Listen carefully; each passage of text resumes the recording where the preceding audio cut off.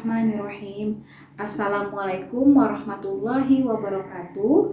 Perkenalkan, nama saya Siti Raihan. Saya merupakan salah satu dosen dengan bidang keilmuan pengembangan kurikulum di program studi pendidikan guru sekolah dasar Fakultas Ilmu Pendidikan Universitas Negeri Makassar. Saya akan menjabarkan terkait dengan mata kuliah yang saya ampu pada semester ganjil ini, yaitu mata kuliah kurikulum ISU. Mata kuliah ini merupakan mata kuliah peminatan lanjutan dari mata kuliah pengembangan kurikulum yang sudah diajarkan pada semester sebelumnya. Mata kuliah kurikulum ISU ini merupakan mata kuliah yang membahas tentang isu-isu perkembangan kurikulum di Indonesia, khususnya pada jenjang sekolah dasar, dengan didasarkan pada pengembangan konsep keilmuan, teori, landasan, dan prinsip-prinsip pengembangan kurikulum untuk mengasah dan memperkuat kompetensi pedagogik yang harus dimiliki mahasiswa sebagai calon pendidik maupun praktisi di bidang pendidikan yang inovatif, kreatif, adaptif, dan cekatan dalam menghadapi setiap tantangan kebutuhan perkembangan zaman. Mahasiswa diharapkan mampu menunjukkan sikap bertanggung jawab atas pekerjaan di bidang keahliannya secara mandiri, menguasai berbagai macam model konsep dan pengembangan kurikulum, implementasi, manajemen, inovasi, dan evaluasi kurikulum, serta isu-isu implementasi kurikulum dalam pendidikan dan arah inovasi pengembangan kurikulum di masa mendatang, khususnya pada jenjang pendidikan di sekolah dasar. Agar mahasiswa dapat memiliki learning outcome yang diharapkan, maka mahasiswa akan diajarkan dengan berbagai topik pembelajaran dalam 14 kali pertemuan. Adapun topik-topik pembelajaran yang dibahas pada mata kuliah kurikulum ISU ini meliputi fenomena kedudukan kurikulum ISU dalam pendidikan berkenaan dengan konsep, teori, landasan, dan prinsip-prinsip pengembangan kurikulum. Isu perkembangan kurikulum di Indonesia, manajemen kurikulum di Indonesia, macam-macam model konsep dan model pengembangan kurikulum di tingkat sekolah dasar, implementasi kurikulum di tingkat sekolah dasar, evaluasi kurikulum di tingkat sekolah dasar, dan arah inovasi pengembangan kurikulum di tingkat sekolah dasar. Aktivitas perkuliahan pada mata kuliah kurikulum ISU ini disajikan dalam bentuk hybrid learning dengan jenis flipped classroom, di mana aktivitas perkuliahan ini dilaksanakan dengan memadukan pembelajaran daring dan juga pembelajaran luring dengan porsi yang ideal sesuai dengan karakteristik setiap topik yang dibahas dan kebutuhan pembelajaran per topiknya. Dengan alur aktivitas pembelajaran yang diadopsi dari Merdeka Belajar, sehingga mahasiswa bebas membentuk pola pembelajarannya sendiri sesuai dengan minat dan gaya belajarnya, namun tetap diberikan rambu-rambu aktivitas pembelajaran yang diharapkan untuk setiap topiknya. Mahasiswa diarahkan terlebih dahulu untuk belajar secara mandiri pada kelas online menggunakan LMS Syam-OK sebelum mengikuti perkuliahan tatap muka langsung di kelas bersama dengan saya. Kelas online pada kurikulum ISU dapat diakses dengan scan barcode berikut ini, atau bisa juga dengan mengklik link yang disediakan pada deskripsi video ini. Mata kuliah ini disajikan menggunakan model case study dan juga model project based learning untuk menciptakan pembelajaran aktif berbasis pada masalah atau studi kasus, dan juga project berorientasi pada self-paced learning dan juga direct learning. Adapun metode-metode pembelajaran yang biasa digunakan pada mata kuliah ini adalah metode pembelajaran aktif, diskusi kolaboratif, teaching at the right level dengan tingkat kemampuan mahasiswa yang berbeda-beda, culturally responsive teaching dengan culture belajar mahasiswa yang berbeda-beda, dan experiential learning, yakni mahasiswa memiliki pengalaman belajar langsung dengan mini riset ke sekolah dasar. Pada perkuliahan ini, Mahasiswa sudah disediakan berbagai konten pembelajaran yang mampu mengasah bukan hanya pada kemampuan berpikir kritis, kreativitas, kolaborasi, dan komunikasi, melainkan juga digital literasi dari berbagai bahan ajar yang telah dikembangkan menggunakan berbagai sumber referensi dan disajikan dengan berbagai bentuk media yang inovatif, baik dalam bentuk bahan ajar digital berbasis web atau hyperlink, video pembelajaran, ruang kolaborasi dan diskusi online, kuis, dan juga assignment dengan fitur yang beragam sehingga bisa menyesuaikan karakteristik maupun gaya belajar mahasiswa yang beragam pula. Adanya fleksibilitas akses membuat mahasiswa akan nyaman belajar dan mengakses perkuliahan kapan saja dan di mana saja sesuai dengan kecepatan belajar mahasiswa masing-masing. Selain itu, adanya pelaksanaan pembelajaran secara kolaboratif melalui diskusi kelompok dengan berbagai studi kasus yang diberikan, mendorong mahasiswa untuk menganalisis permasalahan-permasalahan yang kontekstual berdasarkan pada fenomena-fenomena dan isu seputar pengembangan kurikulum. Seperti isu terkini terkait dengan peralihan kurikulum 2013 menuju kurikulum merdeka yang menjadi salah satu topik menarik yang dibahas pada mata kuliah kurikulum isu ini. Sehingga diharapkan dapat melatih pola pikir kritis, kreatif, inovatif, solutif mahasiswa dalam memanfaatkan soft skill dan juga hard skill yang diperoleh selama perkuliahan untuk dapat diimplementasikan dengan metode experiential learning dengan model project based learning sehingga mahasiswa memperoleh pengalaman langsung melalui kegiatan perkuliahan yang dikemas dalam bentuk mini riset ke sekolah dasar. Dalam menerapkan pembelajaran kolaboratif, saya biasanya mempersilahkan mahasiswa saya untuk membentuk kelompok belajarnya sendiri dan harus selalu berganti untuk kelompok belajarnya pada setiap pertemuan, agar mahasiswa terlatih untuk memiliki kemampuan berkolaborasi dengan siapapun rekan sejawatnya tanpa membeda-bedakan. Selain itu, metode presentasi juga saya lakukan agar mahasiswa dapat memaparkan hasil pemikirannya dan melatih kemampuan berbahasa ataupun komunikasinya yang baik sehingga dapat dipahami dengan mudah oleh orang lain dan menunjukkan gestur tubuh yang baik saat menampilkan hasil presentasinya. Untuk mengukur ketercapaian pembelajaran pada mata kuliah kurikulum isu ini, saya biasanya menyiapkan asesmen formatif dan sumatif dalam bentuk asesmen digital baik berupa kuis ataupun assignment yang dikemas dalam bentuk studi kasus yang kontekstual sesuai dengan capaian perkuliahan di setiap topiknya. Sedangkan untuk asesmen sumatif, biasanya saya kemas dalam bentuk project report karya dan research dengan kunjungan ke sekolah menyesuaikan dengan capaian akhir mata kuliah ini, yakni mahasiswa mampu mengevaluasi kurikulum dan menganalisis arah perkembangan kurikulum di sekolah dasar. Adapun skema penilaian yang saya dan mahasiswa telah sepakati pada kontrak perkuliahan yakni 50% nilai proses yang meliputi keaktifan, kehadiran, dan attitude sebesar 25% dan nilai tugas serta kuis 25%. Kemudian 25% UTS dan 25% UAS. Selanjutnya, saya akan menyajikan cuplikan pembelajaran yang telah saya laksanakan pada mata kuliah kurikulum isu ini. Selamat menyaksikan. Baiklah, Assalamualaikum warahmatullahi wabarakatuh. Waalaikumsalam warahmatullahi wabarakatuh. Ya, baiklah, selamat siang semuanya. Siang, Ibu. Salam sehat untuk kita semua. Baiklah, pada hari ini ya kita akan lanjut pada perkuliahan kita. Masih ingat mata kuliahnya apa? Masih.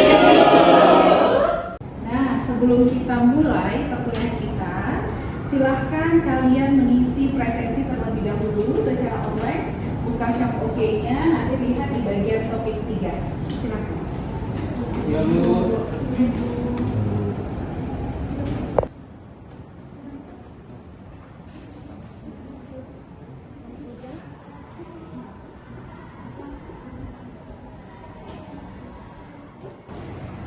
tadi kan kalian sudah mengisi presensi secara online ya. Nah, sekarang Ibu ingin tahu dulu, kalian masih ingat ya pada pertemuan minggu lalu kita sudah membahas tentang apa nih? Bagus, benar sekali. Kita sudah membahas tentang konsep dasar perkembangan kurikulum. Nah, masih ingat apa itu kurikulum di dalam pendidikan? Siapa yang ingin menjawab?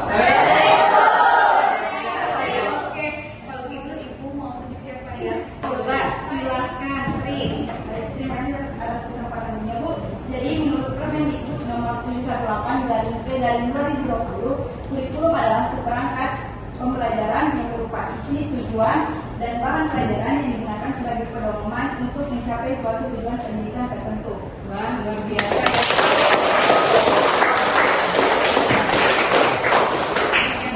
Di sini hebat-hebat semua ya. Nah, sekarang kita akan membahas tentang isu perkembangan kurikulum yang ada di Indonesia. Nah, kalau kita bicara terkait isu perkembangan kurikulum yang ada di Indonesia, capaian pembelajaran ini ada dua, ya. Yang pertama, kita akan nanti mengenali kira-kira fenomena apa saja ya terkait dengan perkembangan kurikulum di Indonesia. Nah, fenomena ini nantinya akan kita gali mulai dari sebelum kemerdekaan sampai sesudah kemerdekaan. Seperti apa sih sebenarnya sejarah dari perkembangan kurikulum di Indonesia? Baru setelah itu kita akan menelaah, ya, tadi diminta untuk mampu menelaah isu perkembangan kurikulum yang ada di Indonesia yang saat ini apalagi yang sedang hot-hotnya gitu ya, yakni apa perubahan kurikulum 2013 menuju kurikulum merdeka. Gitu ya, nanti sangat menarik sekali topik kita di pertemuan yang ketiga ini ya. Semuanya sudah akses RMS-nya? Sudah baca bahan bacaannya? Nah, kalau kita lihat ya terkait dengan isu-isu perubahan kurikulum yang saat ini terjadi, yang paling dekat saja ya, yang paling lihat itu apa sih yang berubah dari kurikulum 2013 ke kurikulum merdeka. Oh, yang dari isu-isu yang kalian dengar ya, barangkali kalian menonton di YouTube atau menonton di televisi gitu ya. Apa kira-kira kalau dari curhatan guru-guru nih? Bahan ajarnya ya gimana? Bahan ajarnya bukan berbeda. Bahan ajarnya berbeda gitu ya. Ada perubahan dari RPP ya. Kalau di kurikulum 2013 seperti apa? RPP. Nah, pakai RPP. Bahkan boleh satu lembar ya. Nah, kemudian kalau di dalam kurikulum merdeka biasanya lebih dikenal apa? Nah, tadi kan sebagaimana yang sudah Ibu sampaikan ya terkait dengan dasar-dasar kenapa sih kurikulum itu perlu berkembang. Nah, kalau kita lihat perjalanan kurikulum dalam pendidikan di Indonesia, ternyata ya itu berasal dari yang pertama dulu rencana pembelajaran ya, tahun 1947. Ya. Ini berkembang terus sampai ke kurikulum saat ini 2013 menuju kurikulum merdeka. Nah, ya tentunya kita penasaran ya bagaimana sih fenomena-fenomena perkembangan kurikulum yang ada di Indonesia. Sekarang Ibu ingin kita diskusikan bersama terkait dengan tadi isu-isu perkembangan kurikulum dari zaman ke zamannya. Nah, sekarang Ibu mau kalian bentuk kelompok yang menjadi 11 kelompok di kelas ini. Silahkan cari temannya sendiri yang jelas bukan teman yang ada di tempat duduknya sekarang. Ya. Oke. Kemudian ya nanti sambilan boleh mengakses RMS-nya karena buku dan juga jurnal sudah Ibu berikan di bahan bacaannya di RMS ya. Kalian analisis. Ya silakan sudah boleh untuk membantu.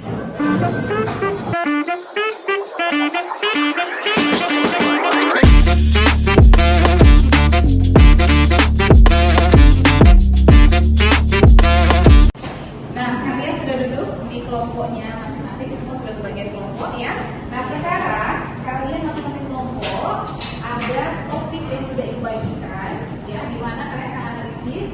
mulai dari kurikulum rencana pelajaran 1947 ya, awal mulanya ini dikenal dengan istilah rencana pembelajaran 1947, nanti sampai ke perubahannya sampai ke kurikulum merdeka. Jadi silahkan nanti kalian bagi sesuai dengan kelompoknya masing-masing, satu kelompok satu topik ya. Kemudian silahkan dianalisis bagaimana perubahannya. Ibu sudah berikan studi kasus ya yang ada di dalam LMS yang oke. Jadi kalian masing-masing kelompok sudah punya case study-nya masing-masing ya, studi kasusnya masing-masing harus dipecahkan. Silakan didiskusikan bersama rekan-rekan sejawatnya ya, teman-temannya dalam satu kelompok. Kemudian untuk referensi kalian bisa baca bahan ajar yang sudah ibu kembangkan. Di sini ada bahan bacaan maupun video pembelajaran yang bisa kalian akses ya untuk menjadi referensi tambahan selain dari buku dan juga jurnal yang sudah diberikan. Ya, bisa dipahami? Ya, yang ditanyakan, oh ya silakan tadi. Baik Bu, sebelumnya saya bertanya, jadi untuk kegiatan menganalisis kurikulumnya, apakah ada panduan untuk kami? Ya, bagus sekali Aiden. Jadi di dalam LMS nya itu nanti kalian bisa lihat di topik ruang diskusinya ya. Di sini nanti ada ibu sudah berikan studi kasus yang harus kalian pecahkan untuk masing-masing kelompok. Jadi silakan nanti diakses sambilan ya, yang oke ya. Kemudian kalian jawab itu case-nya atau studi kasus untuk masing-masing kelompok, kemudian diskusikan bersama-sama. Di sana sudah ada tahapan-tahapan penyelidikan yang akan kalian lakukan gitu ya pada pertemuan ini dan masing-masing kelompok diskusi. Oke, bisa dipahami? Bisa. Sudah jelas? Sudah. Ya, baik kalau begitu silahkan diskusi. Ibu kasih waktu 20 menit ya. Oke.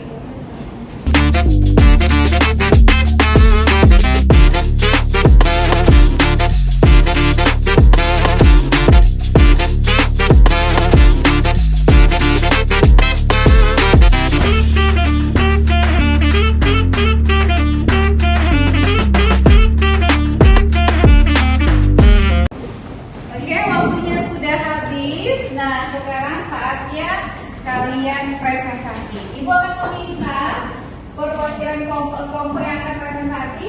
Siapa nih yang mau? Ibu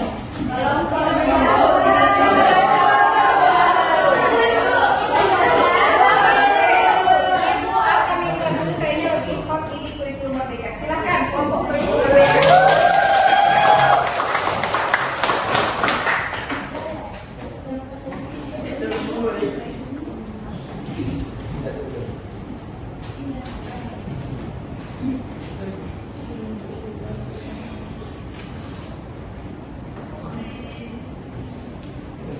Ya, silakan.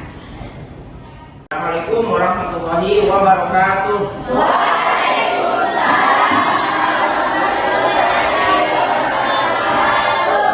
Perkenalkan, kami dari kelompok 11 akan menyampaikan hasil analisis kelompok kami tentang kurikulum merdeka. Dan sebelum itu, perkenalkan saya sebagai ketua kelompok Adi Muhammad Aidil, kemudian rekan saya Ika Purnama dan satu lagi Nur Indah. Jadi kami akan menyampaikan tentang hasil analisis atau diskusi kami tentang karakteristik kurikulum merdeka, yang mana kurikulum merdeka ini merupakan kurikulum yang baru yang saat ini sedang masa percobaan yang diterapkan di sekolah-sekolah. Nah, kurikulum merdeka ini merupakan kurikulum baru yang dicanangkan oleh Mendikbud Nadiem Makarim untuk meningkatkan kualitas pendidikan di Indonesia. Asalnya, untuk meningkatkan kualitas pendidikan tentu harus ada perubahan yang harus diikuti dengan baik. Nah, perubahan ini terjadi sebagai upaya agar pendidikan di Indonesia bisa terus maju dan sesuai dengan kebutuhan zaman. Nah, Indonesia ini sendiri sudah berkali-kali berganti kurikulum, dan seperti dari kelompok 1. Nah, perubahan kurikulum ini terhitung hampir setiap 5 tahun sekali. Namun bisa juga lebih cepat atau lebih lama. Kurikulum merdeka ini direncanakan akan menjadi milik nasional pada tahun 2024. Meski begitu, pihak Kementerian Pendidikan, Kebudayaan, Riset dan Teknologi Nadiem Makarim mengatakan jika kurikulum ini bisa mulai dilaksanakan tahun ajaran 2022 dan saat ini sudah diterapkan, dengan begitu sekolah melakukan learning journey dan sebagai proses adaptasi agar bisa lebih siap dalam melaksanakan kurikulum merdeka.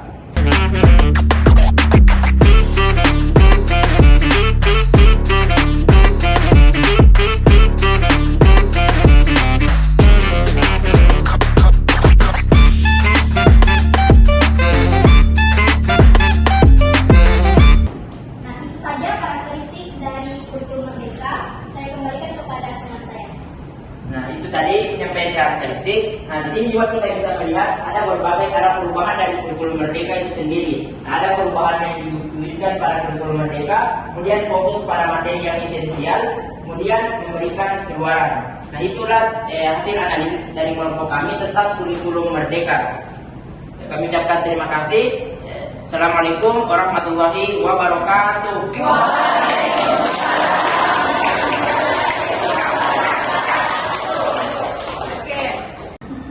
Nah, sekarang kita berikan tepuk hebat untuk penampilan teman kita. Tepuk hebat. Aku hebat. Kamu hebat. Kita hebat.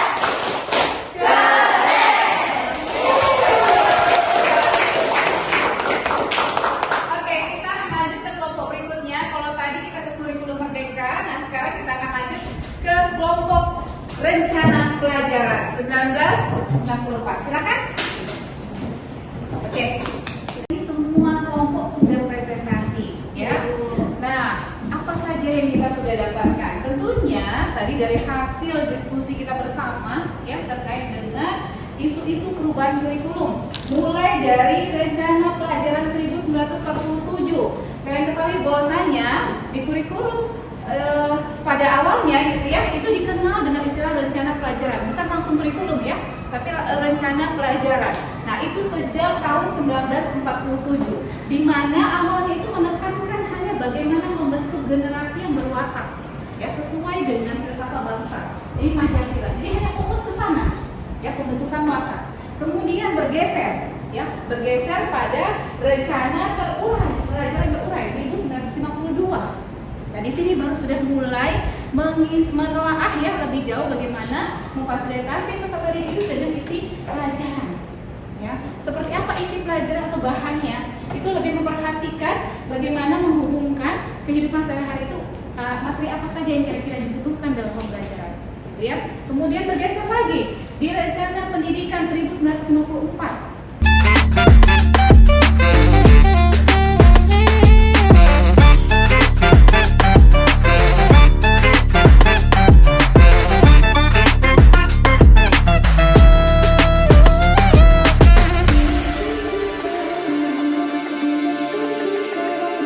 Sampai di sini apakah ada yang mau ditanyakan? Saya Bu. Oh ya, silahkan. Ainul. Baik, terima kasih atas kesempatan diberikan oleh saya. Perkenalkan, nama saya Muhammad Ainul Nurmansyah. Izin bertanya Ibu. Dari referensi yang saya baca melalui YouTube maupun majalah, saya baca itu kurikulum itu diganti, menteri juga ikut diganti. Bagaimanakah pendapat Ibu akan hal tersebut? Terima kasih Bu. Oke, bagus sekali Ainul. Memang terkadang ya muncullah fenomena di masyarakat ya, isu-isu di masyarakat bahwasanya tadi karena kurikulumnya berganti, maka biasanya dikarenakan menteri berganti. Nah, kira-kira sebenarnya apakah kurikulumnya berganti karena menterinya ganti? Ayo, ada yang bisa mau menjawab atau mengemukakan pendapatnya? Ayo, sebelum Ibu ya, silakan. Baik, perkenalkan saya Ibu Betita. Menurut saya, kurikulum itu tidak berganti apabila menterinya berganti, tetapi kurikulum itu berganti sesuai dengan perkembangan zaman dan juga sesuai dengan kebutuhan belajarnya murid. Sekian dari saya. Oke, bagus. Ada lagi yang mau menambahkan? Yang lain? Silakan. Jadi saya sependapat dengan Ainul bahwa menurut saya perubahan kurikulum itu tidak selalu berkaitan dengan pergantian menteri, karena tadi kita sudah belajar bahwa ada 3 alasan mengapa kurikulum berubah. Yang pertama itu supaya relevan dengan perkembangan zaman. Ya. Yang kedua supaya dapat memenuhi kebutuhan belajar murid. Dan yang ketiga supaya dapat menyiapkan generasi cemerlang di masa yang akan datang. Oke, luar biasa. Dari lahir saja dia sudah masuk Nah, sekarang itu kan dunia bukan hanya ada satu, tapi ada dua, dunia maya dan dunia nyata. Jadi harus menyesuaikan itu kurikulum supaya tidak tertinggal, ya harus sesuai dengan perkembangan zaman. Karena generasi yang akan dicetak, generasi mendatangnya itu harus mumpuni, punya daya saing, gitu ya, sumber daya yang unggul, yang bisa tadi bertahan dengan adanya diskusi pada perkembangan zaman yang terus-menerus berubah, gitu ya. Itu yang mendasari perubahan kurikulum. Oke, sampai di sini bisa dipahami? Iya. Nah, sekarang Ibu ingin tanyakan, ya, tadi di materi yang sudah kita bahas, ya, sudah banyak materi kita bahas. Nah, kira-kira masih adakah yang kalian belum pahami? Sudah paham semua? Sudah. Oke, kalau begitu kita simpulkan bersama-sama ya. Nah, mulai dari yang pertama, ya, terkait dengan perubahan kurikulum, perkembangan kurikulum, isu-isunya tadi, mulai dari kurikulum rencana, apa tadi namanya? Rencana yang pertama? Rencana pelajaran 1947. Yang punya karakteristik apa? Berorientasi pada wartawan. Oke, dilanjutkan dengan apa? Selanjutnya, nah sekarang ya, karena kalian sudah mempelajari topik hari ini, Ibu ingin kalian mengerjakan, Ibu sudah siapkan kuis di LMS Shopee-nya. Ini kalian bisa akses ya.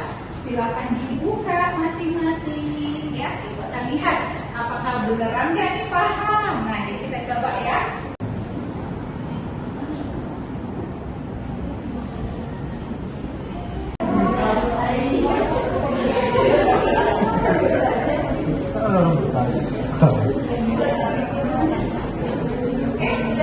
Silahkan kalian belajar di rumah ya, boleh berdiskusi ya dengan teman-temannya buat tim belajar kelompok gitu ya.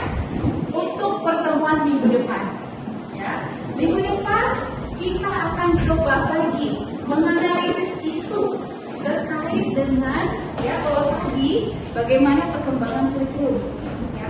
Kalau minggu depan kita akan coba ya melihat ya bagaimana tadi isu perkembangan kurikulum itu ya berkaitan dengan ke manajemen dari penyelenggaraan kurikulum di Indonesia. Seperti apa sih manajemennya sehingga tadi terjadi perubahan ya itu ya. Jadi silakan nanti dipelajari di rumah, dibuka lagi Shopee-nya dan ingat ada forum diskusi. Di LMS yang oke juga Ibu sudah siapkan level up dan progress bar sehingga bisa melihat bagaimana kalian mengerjakan ya di LMS, bagaimana keaktifannya bukan hanya di kelas ini saja, tapi harapan Ibu bisa aktif juga di Shopee ya. Jadi tadi tugasnya adalah pelajari topik minggu depan ya. Di Shopee sudah Ibu berikan topiknya, sudah Ibu berikan bab ajarnya. Nah, mudah-mudahan minggu depan juga kalian bisa memahami dan bisa tadi sesuai dengan harapan ya, pembelajarannya bisa berjalan dengan baik. Nah, kalau begitu untuk pertemuan kali ini Ibu cukupkan ya. Sebelumnya apakah ada pertanyaan? Sudah cukup? Cukup. Kayaknya sudah tidak sabar lagi nih ya untuk pulang ke rumah. Nah, baik, kalau begitu untuk pertemuan kali ini Ibu cukupkan. Kurang lebihnya Ibu mohon maaf.